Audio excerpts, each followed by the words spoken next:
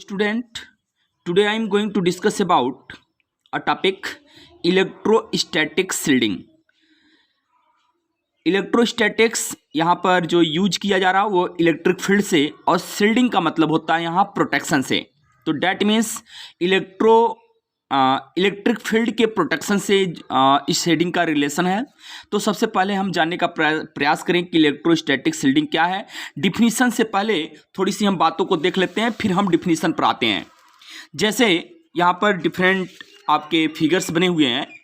जैसे हमारे पास एक कंडक्टर है, ये हमारे पास एक कंडक्टर है, और जब हम किसी कंडक्टर को यूनिफॉर्म इलेक्ट्रिक फील्ड के अंदर प्लेस करते हैं, तो जैसे ही फील्ड के अंदर आप प्लेस करते हैं, इधर कंडक्टर है तो कंडक्टर का इधर आपका पॉजिटिव होगा और इधर निगेटिव फील्ड माना जाएगा।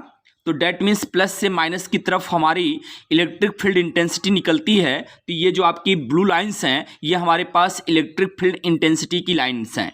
ओके, इस फील्ड के कारण ये जो कंडक्टर होगा, कंडक्टर के अंदर फ्री इलेक्ट्रॉन्स होते हैं, और जितने नंबर में फ्री इलेक्ट्रॉन्स होते हैं उतने ही नंबर में इसके अंदर पॉजिटिव फिक्स आयंस होते हैं।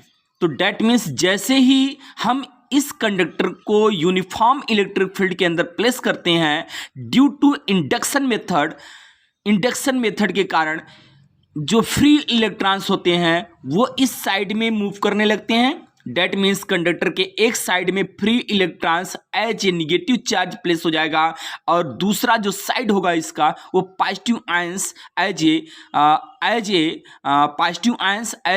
पॉजिटिव चार्ज आपका प्लेस हो जाएगा। डैट मीन्स यहाँ पर ये पॉजिटिव और इधर की तरफ आपका निगेटिव हो गया। अब ये प्लस सरफेस हो गया और इधर आप देख रहे हैं तो निगेटिव सरफेस हो गया। इस प्लस से निगेटिव की तरफ हमारी फील्ड ऑफ लाइंस चलेगी। एक फील्ड ऑफ लाइंस आप देख रहे थे, एक्सटर्नल फील्ड ऑफ लाइंस थी ई के लिए, ई वेक्टर के लिए। अब यहां देखें एक इंटरनल फील्ड ऑफ लाइंस आप देख रहे हैं, ये जो एरो आप दिखाई दे रहा है ये प्लस से माइनस की तरफ just opposite to the external electric field.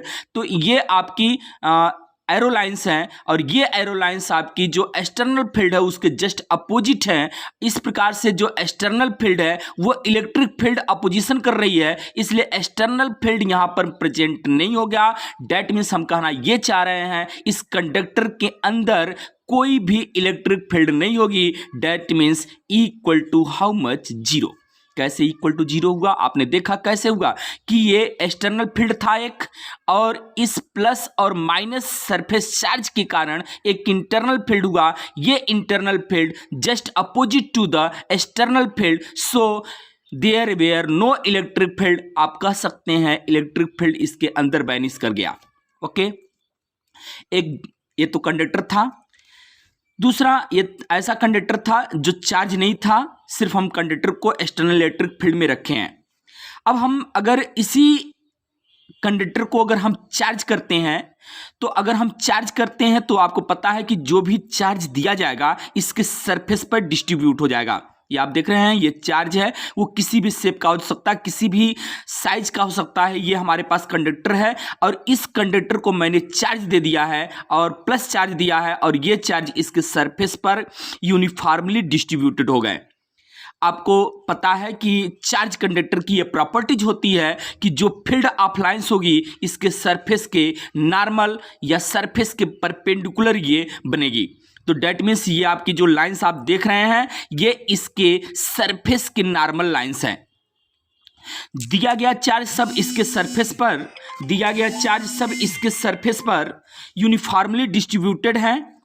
तो डैट मीन्स इसके सरफेस के अंदर कोई भी फील्ड नहीं होगी, इसके सरफेस के अंदर कोई भी इलेक्ट्रिक फील्ड नहीं होगी, क्योंकि आप गॉस थ्योरम पढ़े हैं।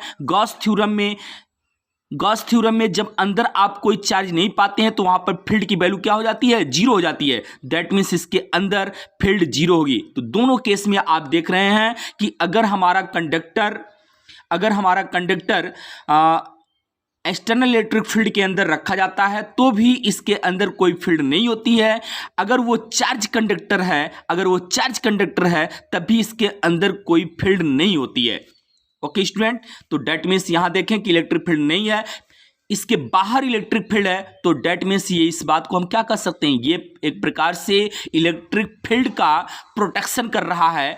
ऐसा एरिया, इस एरिया में इलेक्ट्रिक फील्ड अब्सेंट है, इस एरिया में इलेक्ट्रिक फील्ड अब्सेंट है, ऐसे एरिया को हम क्या कहेंगे, इलेक्ट्रोस्टैटिक शील्डिंग कहेंगे। इसको हम क्या कहेंगे, इलेक्ट्रोस्टैटिक शील्डिंग कहेंगे। ओके, यहां पर भी देखें इलेक्ट्रोस्टैटिक शील्डिंग हो रही है, बाहर तो इलेक्ट्रिक फील्ड है लेकिन अंदर कोई इलेक्ट्रिक फील्ड मौजूद नहीं है। अब हमने देखिए एक थर्ड फिगर लिया, इस थर्ड फिगर में क्या है, ये भी हमारे पास चार्ज कंडक्टर है बट हैविंग कैविटी। कैविटी एक प्रकार का खोखला चीज होता है, इसके अंदर हालो है, ये हमारे पास एक कैविटी है। इसको जब हम चार्ज देंगे स्टूडेंट, तो जिस प्रकार से आप इस वाले फिगर में आप देखे हैं, जो चार्ज होता है वो इसके सरफेस पर यूनिफॉर्मली डिस्ट्रीब्यूटेड हो जाता है। इसी प्रकार से यहाँ पर भी जो दिया गया चार्ज होगा इसके सरफेस पर यूनिफॉर्मली डिस्ट्रीब्यूटेड हो जाएगा। अब जब आप अंदर कोई भी चार्ज नहीं पाएंगे, चार्ज नहीं होगा, गॉस थ्योरम अप्लाई करेंगे तो फिर आपके पास अंदर कोई फील्ड नहीं होगी। इस प्रकार से इस कैविटी के अंदर कोई भी इलेक्ट्रिक फील्ड मौजूद नहीं होगी, इसके अंदर कोई भी इलेक्ट्रिक फील्ड मौजूद नहीं होगा। यहां पर भी आप देख रहे हैं कोई भी इलेक्ट्रिक फील्ड नहीं मौजूद होगा, तो हम कह सकते हैं the phenomena of making a region free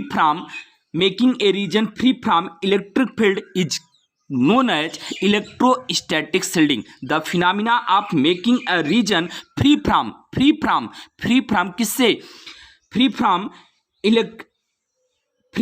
electric field is known as electrostatic shielding. तो उसी चीज को मैंने यहाँ पर डिफिनीशन में मेंशन किया है, the phenomena of making a region free from electric field is called electrostatic shielding. तो क्या करेंगे हम लोग, ऐसा फिनोमिना जो कि क्या कर देता है, इलेक्ट्रिक फील्ड को रिमूव कर देता है, ठीक, उसे हम लोग क्या कहते हैं, इलेक्ट्रोस्टैटिक शील्डिंग कहते हैं।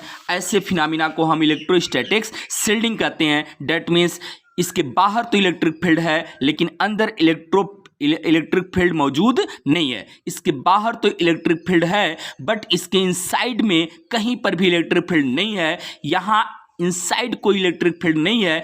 आप देखें इलेक्ट्रोस्टैटिक शील्डिंग यहाँ हुआ, इलेक्ट्रोस्टैटिक शील्डिंग यहाँ हुआ, इलेक्ट्रोस्टैटिक शील्डिंग यहाँ हुआ। अब इसके अंदर कोई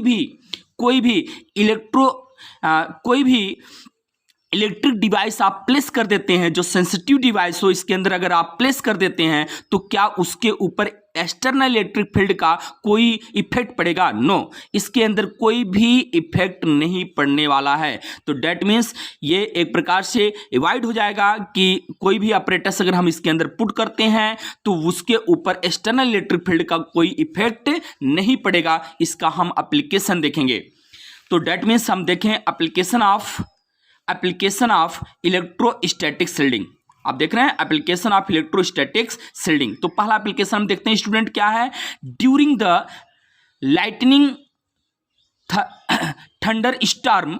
तो लाइटनिंग थंडर स्टॉर्म में क्या किया जाता है, avoid to stay inside the car not under the tree. ये ध्यान रखना चाहिए कि अगर जब लाइटनिंग होती है थंडर स्टॉर्म के साथ में जब होती है तो हमें अवॉइड करनी चाहिए कि हमें कहाँ खड़ा होना चाहिए, कहाँ रहना चाहिए, तो कार के अंदर रहना चाहिए, न कि हमें किसी पेड़ के नीचे या फिर ओपन स्काई में या ओपन ग्राउंड पर होना चाहिए।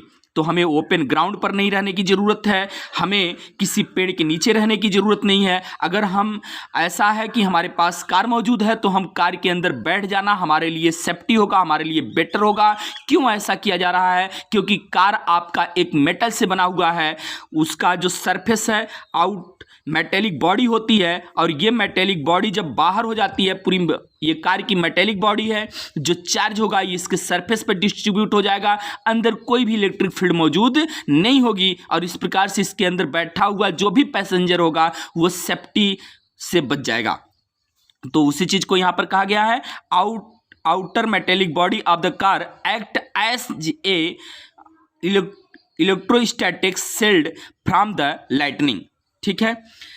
सेकेंड एप्लीकेशन आप देख सकते हैं यहाँ पर, sensitive component of electronic device are protected or shield from external electric disturbance by placing metallic shield around the.